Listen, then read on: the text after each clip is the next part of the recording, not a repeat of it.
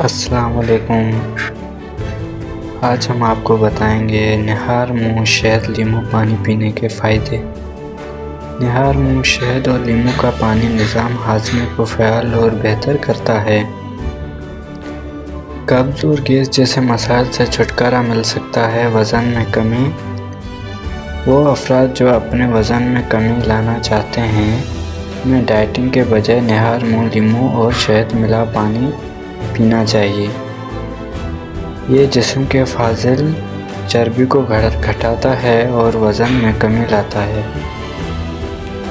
अगर आपको वीडियो पसंद आती है तो हमारे वीडियो को लाइक करें और हमारे चैनल को सब्सक्राइब करें और बेल आइकन को लाजमी क्लिक करें ताकि हमारी आने वाली वीडियो की नोटिफिकेशन आपको मिल सके।